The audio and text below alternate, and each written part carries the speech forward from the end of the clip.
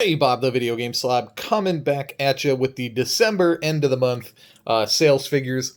Technically, I was last in there, obviously, around noon on the 29th, so missing a couple days sales, but this is going to give you an idea of how December went. And again, December's usually a little worse for us than November, and this was not any different than usual.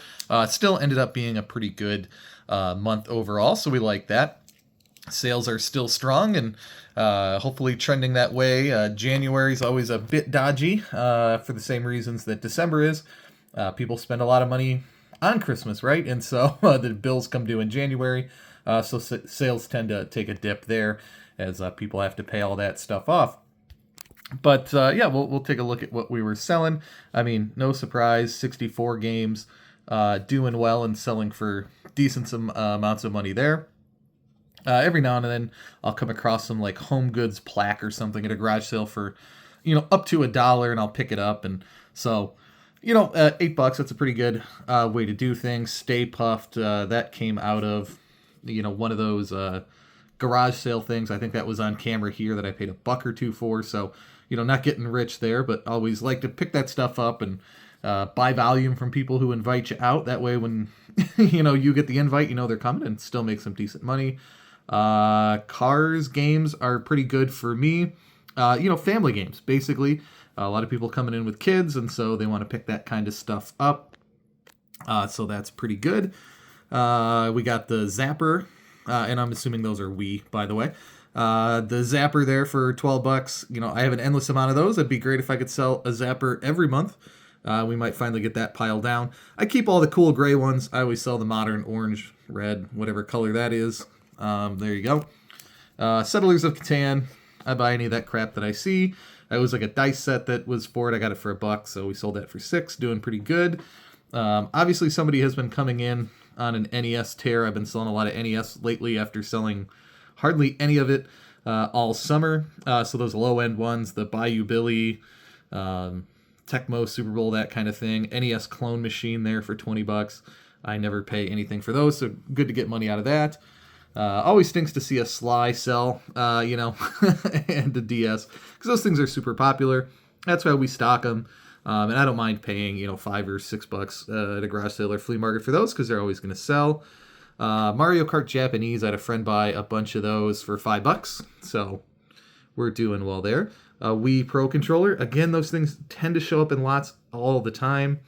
If I don't have a half dozen in back stock, I'd be surprised. They sell very slowly. Again, don't get too excited that Mario Tennis is another Japanese game. So there that is going out. Again, 64 stuff. Correction for credit. Oh, they screwed up previously, and so that's them fixing that. Dunkin' Donuts thermos I picked up for $1. Just sits on top of the showcase. Looks pretty good. The Doom 3 was the Steelbook, so happy to sell that. Again, this Ray Dunn stuff cannot get out of my life soon enough. That's all pure profit at this point. See what I'm getting for a PS3 with a controller with the cords, $100. I think I'm out though. I think it'll be toward the end of this. I sold the second one, so that's out of there. I got these Tetris stickers for a long time ago for $1. Those are still sitting around. This is a great spelling right here. I don't sell Wii games, I sell Woo games. So that one was Ric Flair dropping in, hooking me up with the sale there. Anything Scooby-Doo seems to be flying off the shelves, and it's a winter month, so the NFL Streets and Blitzes are headed out of there. Still getting $70 for a Wii, which is good. I think I counted 15 actually after I put those last two in inventory. So we got a lot of those. The Bulls metal sign, I paid $20 at a garage sale for. Not the fattest margin on that. I thought that would move for me so quick. It was vintage 90s. I tried to move it on Marketplace. Nobody was biting on that. And so we'll take the 35, after commissions. What is that? $30. Yeah, I made $10. Sometimes you just make $10. CRTs, I was picking them up on the side of the road all summer, some of them. And I had too many. I probably should have doubled down on picking them up. I am almost out of all my CRTs. These were 13-inch, just RF only. So nothing good, nothing anybody would drive for, so I was putting them in because my buddy said nobody puts them up there. So those all sold. We might see another one here.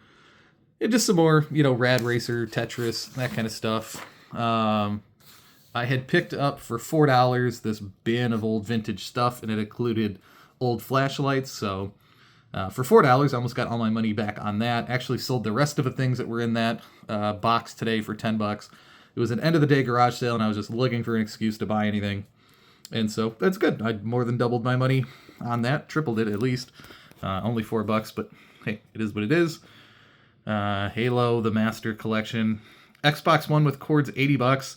I picked that one up super cheap. My buddy sells Xbox Ones in his store at $100, and that's a retail store. That's just what they're going for these days. And I'm sure mine did not have a first-party controller or anything like that. So there's that.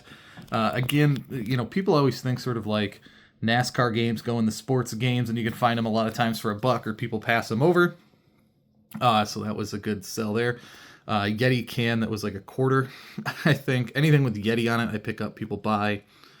I think that probably was my last Wii Sports Resort, so that's out of there. Yoshi plushes. Yeah, I bought a bunch of plushes for $5. I just put 10 on them, so that's that one going out of there.